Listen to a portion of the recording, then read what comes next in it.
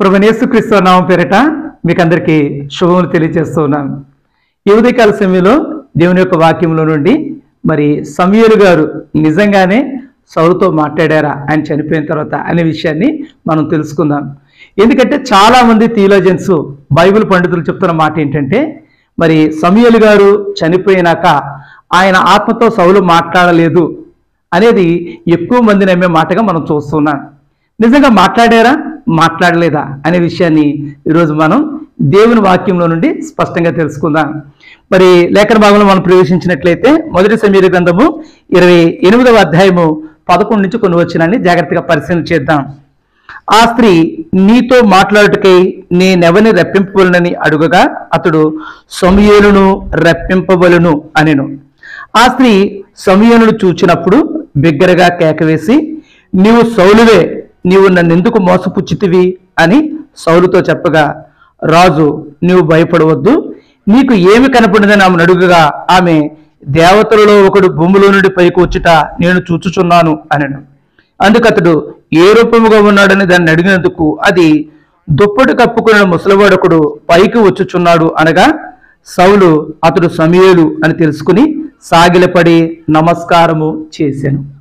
చూడండి, అప్పటికే యూదుల్లో ఏమున్నది అంటే ఒక వ్యక్తి చనిపోతే ఆ వ్యక్తిని పైకి రప్పించవచ్చు, అతని ఆత్మతో మాట్లాడొచ్చు అనేటువంటి విశ్వాసం అనేది యూదుల్లో మనం చూడగలుగుతాం. వాస్తవానికి చనిపోయిన వారు వస్తారా రారా అనేది మరి ప్రశ్నార్థకమైన విషయం అయితే వాళ్ళ విశ్వాసాన్ని చూసినప్పుడు ఖచ్చితంగా చనిపోయిన వ్యక్తిని పైకి తీసుకురావచ్చు అనేటువంటి ఒక విశ్వాసాన్ని వ్యాప్తి చేసినట్లుగా మనం చూస్తున్నాం. అయితే బహుశా ఆమె అనుకుని ఉండదు నిజంగానే మృతుల్లో నుండి ఒక ఆయన పైకి వస్తాడు, వస్తే ఎలా ఉంటుంది అనే సంగతి ఆమెకు తెలిసి ఉండదు. కాబట్టి సమూయేలు పిలిచినప్పుడు అతడు వచ్చినట్లుగా మనం చూస్తున్నాం. ఇక్కడ మనం స్పష్టంగా గమనించినట్లయితే ఎప్పుడైతే ఆ యొక్క మరి దైవత్వంతో కూడినటువంటి రూపాన్ని, ఆ దివ్య రూపాన్ని చూసిందో ఒక్కసారిగా కేక వేసింది, భయపడ్డది. అప్పుడు వెంటనే అడిగాడు, ఏమైంది, ఏం చూసావు, నీకేం కనపడింది అంటే దేవతల వంటి వాడు, దేవతల రూపం కలిగినటువంటి వాడు భూమి నుంచి ఒక ఆయన పైకి వస్తున్నాడు. కాబట్టి దీన్ని చాలామంది ఏం చెప్పారంటే మరి సమూయేలు ఎందుకు సౌలుతో మాట్లాడతాడు, చనిపోయిన వ్యక్తి ఎందుకు వస్తాడు అనే విషయాన్ని మాట్లాడుతూ వచ్చారు. ఈరోజు మన అంశం కూడా అదే, చనిపోయినటువంటి మరి సమూయేలు గారు సౌలుతో మాట్లాడా. చూడండి, మోషే ప్రవక్త చనిపోయారు లేదండి, చనిపోయారు. మోషే గారు చనిపోయిన తర్వాత రూపాంతర మరి ఆ కొండ మీద యేసు ప్రభుతో పాటు ఎవరెవరు ఉన్నారు, మోషే ఉన్నాడు, ఏలియా ఉన్నాడు. చూసి ఏం చెప్పారు, మోషేకొకటియు ఏలియాకొకటియు నీకొకటియు పర్ణశాలలో కడతాం అన్నాడు. ఎవరు, పేతురు గారు. అదే రీతిగా మరి దేవుని వాక్యంలో లూకా సువార్తలో మనం గమనించినట్లయితే లాజరు యొక్క ఉదాంతాన్ని చదువుతున్నప్పుడు అక్కడ ఒక మాట ఉంటుంది. ఏమనంటే ఆ వ్యక్తి, ఆ ధనవంతుడైన వ్యక్తి అంటాడు, అయ్యా మరి ఇక్కడ వాళ్ళు అక్కడికి, అక్కడ వాళ్ళు ఇక్కడికి రావడానికి అవకాశం లేదంటున్నావు కదా, కాబట్టి ఈ చనిపోయి లాజరును భూలోకాన్ని పంపించు, ఎందుకంటే అక్కడ నా తమ్ముళ్ళు ఉన్నారు, వాళ్ళు దేవుడి గురించి తెలుసుకుంటారంటే ఆయన ఏం చెప్పాడు తెలుసా అబ్రహాం గారు, భూలోకంలో మోషే ప్రవక్తలు ఉన్నారు, కాబట్టి బ్రతుకున్న వాళ్ళ మాట నమ్మనటువంటి వాడు మృతుల నుంచి ఒకడు వెళ్తే ఎలా నమ్ముతాడయ్యా అంటే వారి యొక్క విశ్వాసాన్ని ఇక్కడ ఖండించినట్లుగా ఎక్కడ మనం చూస్తలేదు. మృతుల నుంచి ఒకడు వెళ్ళినా కూడా నమ్మరు అనే విషయాన్ని యేసుక్రీస్తు ప్రభువు చెప్తున్నట్లుగా చూస్తున్నాయి. అట్లాగే మరి ఎక్కడైనా జంతువులు మాట్లాడి మనం చూస్తామా, చూడమండి. కానీ దేవుని వాక్యంలో మనం చూస్తాం, బిలాము విషయంలో దేవుడు గాడిద ద్వారా మాట్లాడించాడు. అట్లాగే బాప్తిజం గురించి చూడండి, ఒక వ్యక్తి పరలోకంలోకి రావాలంటే బాప్తిజం తీసుకోవాలి, మరి శిలువలో దగ్గుకుందా అంటే కొన్ని రాయితీలు, కొన్ని పరిస్థితులు మనం చూస్తాం. అదే రీతిగా సౌలు యొక్క జీవితాన్ని మనం పరిశీలించినట్లయితే మరి దేవుని వాక్యంలో సౌలు ఎప్పుడైతే మరి దేవుని యొక్క ఆజ్ఞను మేరడం ప్రారంభించాడో అతని మీదకి దురాత్మ వచ్చింది అనే మాట దేవుని వాక్యంలో చూస్తాం, ఎంత స్పష్టంగా రాశాడు. ఆ తర్వాత దావీదు గొల్యాతుని చంపినా కూడా స్త్రీలు పాటలు పాడుతూ వచ్చారు. మరి సౌలుకు 1000 కొలది, దావీదుకు 10,000 కొలది. ఆ మాటలు వినంగానే అవట ఆయనకి ఇష్టంగా లేవట, ఎవరికి, సౌలు గారికి. అందుకని విషపు చూపు నిలిపాడు అనే మాట రాయబడుతూ వచ్చింది. అక్కడ కూడా దురాత్మ బలముగా వచ్చింది అనే మాట చూస్తాను. కానీ సౌలు యొక్క సేవకులు చూస్తే వారంటారు, దేవుని యొద్ద నుండి దురాత్మ ఒకటి నీ యొద్దకు వచ్చి నిన్ను వేరపిస్తుంది అనే మాట మనం చూస్తాం. కాబట్టి ఇంత స్పష్టంగా దురాత్మ వస్తే ఎట్లా ఉంటుందో అనేది ఇంత స్పష్టంగా జ్ఞాపకం చేసిన దేవుడు మరి సౌలు సమూయేలు గారితో మాట్లాడలేదు అనే విషయాన్ని రహస్యంగా ఉంచుతాడా? ఆలోచన చేయండి ఒకసారి. కాబట్టి దేవుడు వాక్యం ఎంత స్పష్టంగా ప్రతి విషయాన్ని చాలా స్పష్టంగా తెలియజేస్తూ ఉంది. అట్లాగే అహాబు విషయంలో చూడండి, మరి ఆ మాట్లాడడానికి అబద్ధాలు ఆడడానికి అబద్ధపు ఆత్మను మరి ఆ ప్రవక్త నోటి పెట్టినప్పుడు అక్కడ మనం చూస్తాం. ఆ ప్రవక్త చెప్తాడు, దేవుని యొద్ద నుంచి ఒక ఆత్మ వచ్చింది, మీ అందరినీ కూడా నమ్మించడానికి ఇట్లా మాట్లాడుతూ వచ్చింది. ఎన్నో విషయాలు స్పష్టంగా మాట్లాడిన దేవుడు సమూయేలు గారి విషయంలో ఆయన రాలేదు అనే విషయాన్ని ఎట్లా చెప్తాడండి?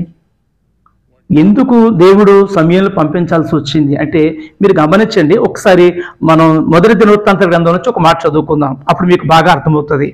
మొదటి దినవృత్తాంతాల గ్రంథంలో ఈ మాట ఎంత స్పష్టంగా రాయబడింది. 10వ అధ్యాయము మరి 13-14 వచనాలు చూద్దాం. ఈ ప్రకారము యెహోవా ఆజ్ఞ గైకొనక ఆయన దృష్టి ఎదుట ద్రోహము చేసినందుకు యెహోవా యుద్ధ విచారణ చేయక కర్ణపిశాచముల యుద్ధ విచారణ చేయుదానిని వెతుకునందుకును సౌలు హతమాయను. అందు నిమిత్తము యెహోవా అతనికి మరణ శిక్ష విధించి రాజ్యమును యెష్షయి కుమారుడైన దావీదు వశము చేసెను. వాస్తవానికి గమనించండి, ఈ 28వ అధ్యాయంలో మొదటి సమూయేలు గ్రంథం 28వ అధ్యాయంలో మనం చదివినట్లయితే సమూయేలు గారు చనిపోయినాక ఒక శాసనం చేశాడు. ఎవరది? సౌలు. ఏమనంటే ఈ కర్ణపిశాచం కలిగినటువంటి వాళ్ళని, చిల్లంగితనం కలిగినటువంటి ఎవరిని కూడా రాజ్యంలో ఉంచొద్దు, పంపించాడు బయటికి అనడంతే. పంపించేసాక మరి ఫిలిస్తీయులు ఆయన మీకు యుద్ధానికి వచ్చారు అన్నప్పుడు ఆయన ఏం చేశాడంటే దేవుని యుద్ధ విచారణ చేయాలి అనే ఆలోచన వచ్చింది. సమూయేలు బ్రతుకున్న దినాలన్నిటా కూడా సౌలును చూడడానికి రాలేదు. ఆ సందర్భాన్ని మనం చూస్తాం. ముందు 15వ అధ్యాయంలో మనం చదివినట్లయితే మనకు అర్థమవుతుంది.